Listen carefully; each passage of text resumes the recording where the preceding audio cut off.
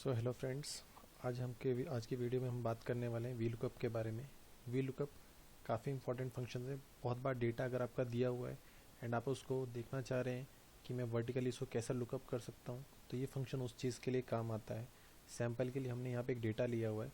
Suppose आपके पास ये data है एंड आप इन सब की वैल्यूज़ या इनके आगे कुछ डेटा चाहते हैं कि सपोज़ कि उनकी एज कितनी है, प्लेस कितना है या बर्थ ईयर, जो भी, मतलब आप उस हिसाब से उनको सर्च कर सकते हैं।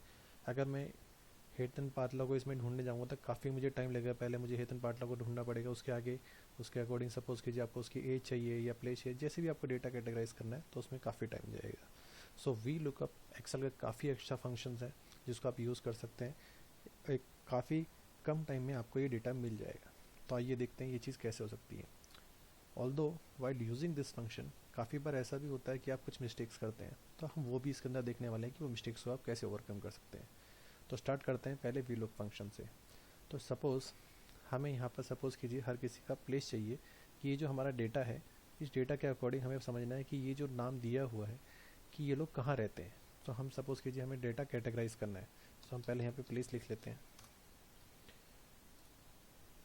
अभी हमें इसके अंदर चाहिए वी लुकअप फंक्शन। तो वी लुकअप फंक्शन के लिए दो तरीके हैं, या तो आप डेटा में जा सकते हैं यहाँ पर, ठीक है, सॉरी फार्मूलाज में जा सकते हैं। फार्मूलाज में जाने के बाद में आपको लुकअप एंड रेफरेंस मिल जाएगा। तो यहाँ पे भी आप जा सकते हैं वी लुकअप फंक्शन के लिए। यहाँ पे आपका वी लुकअप फंक्शन आ गया है, आप इसको भी यूटिलाइज़ कर सकते हैं। या फिर आप सिंपली उस सेल में जिसके लिए आपको डेटा चाहिए इक्वल टू, आपको वहाँ पे उस सेल को सिलेक्ट करना है, फिर आपको इक्वल टू प्रेस करना है और आपको टाइप करना है वी एल। सो आज जो एक्सेल है वो काफ़ी अपडेटेड हो चुका है। उसके अंदर आप ज़रा सा सिंपल सा एक, अगर आप स्टार्टिंग के वर्ड्स टाइप करते हैं तो उसके रिलेटेड उसके फंक्शंस ऑलरेडी पॉपअप हो जाते हैं। तो यहाँ पे वी लुकअप दिख रहा है तो पूरा टाइप करने की ज़रूरत नहीं है। मैं इस पर डबल क्लिक करता हूँ तो आप देखेंगे तो वी लुकअप फंक्शन हमारा आ चुका है। तो फर्स्ट थिंग जो हमें करना है यहाँ पे लुकअप वैल्यू, इसका मतलब है कि हम किस वैल्यू को ढूंढ रहे हैं। तो सपोज़ कीजिए हमारे पास हम AB_106 जो है हम उसको ढूंढ रहे हैं, जो एम्प्लॉय कोड है।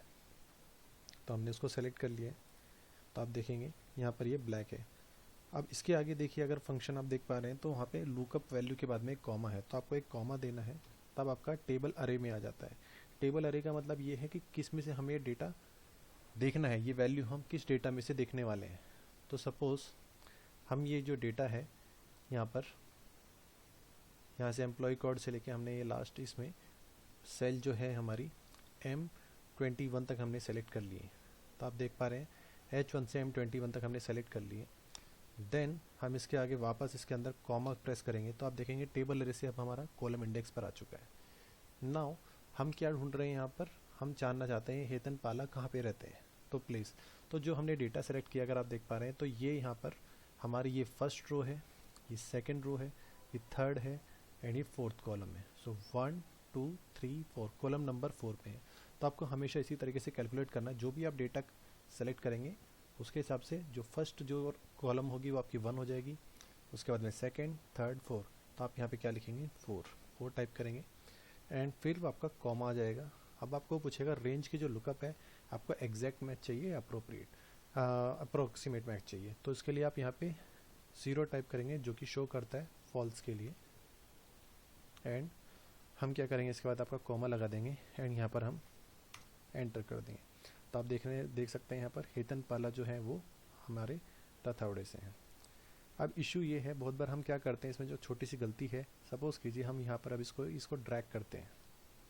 तो देखिए क्या हो रहा है यहाँ पर, जब हम इसको ड्रैग करते हैं तो क्या होता है, यहाँ पर हमारा ओरिजिनल फंक्शन था, जब हम ड्रैग करते हैं तो यहाँ पे हमारे मल्टी फंक्शंस हैं, इसके अंदर फार्मूलाज हैं। सो यहाँ पर जो B4 की वैल्यू है यहाँ पर देखेंगे तो डबल क्लिक करता हूँ तो देखिए ये तो B4 ले रहा है यहाँ पर। सेकेंड जब हम उसमें क्वेरी में भी आ रहे हैं तो देखिए B5, तो ये तो बराबर आपका नीचे जा रहा है, ठीक है। B7 यहाँ पे भी आप आ रहे हैं, B9 पर जो हमारा यहाँ पर हमारे टेबल अरे है, अगर आप देख रहे हैं तो हमारा ओरिजिनल टेबल अरे मतलब जिसमें से हमें डेटा चूज़ करना है वो H1 से M21 है।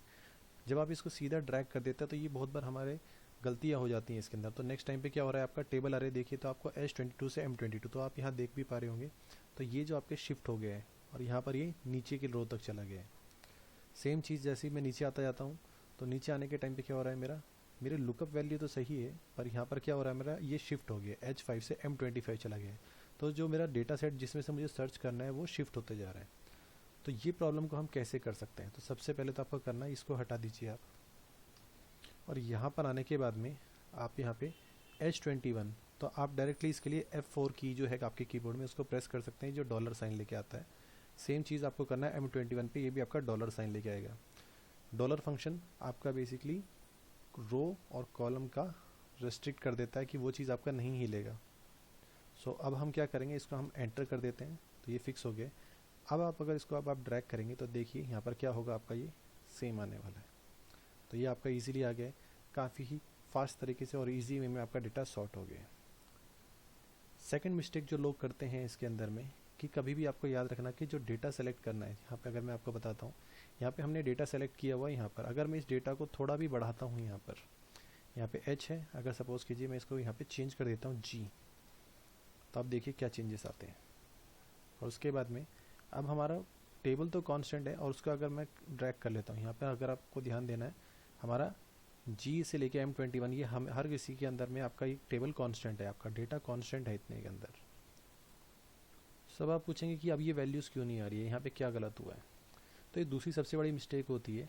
कभी भी आपको याद रखना है कि जो चीज़ को आप लुकअप कर रहे हैं वो आपके यहाँ पर पहली कॉलम में होना चाहिए। अगर वो उसके पहले और कोई कॉलम होगा, वहाँ से आपने डेटा सेलेक्ट किया होगा, तो ये वर्कआउट नहीं करेगा। तो इसके लिए इसका करेक्शन सिर्फ इतना ही है कि आपको ये चीज़ की जो वैल्यू है, यहाँ से आपको थोड़ा सा ये कॉलम जिसमें आप लुकअप वैल्यू या जो डेटा है वो आपका फर्स्ट कॉलम में होना चाहिए। सो इसको ज़रा सा करेक्शन करने के लिए हमें क्या करना है, यहाँ पे G की जगह आप H कर सकते हैं। यहाँ पे मैं कीबोर्ड से कर रहा हूँ, आप माउस से भी कर सकते हैं। ये तो मैंने आपका चेंज कर लिया है, एंड चेंज करने के बाद मैंने इसको ड्रैग कर लिया है, और ये देखिए हमारी वापस वैल्यूज़ आ गई हैं। आई होप आपको VLOOKUP फंक्शन समझ में आया होगा। इसी तरह की जानकारी के वीडियोज़ के लिए kindly like, share and subscribe. Thank you.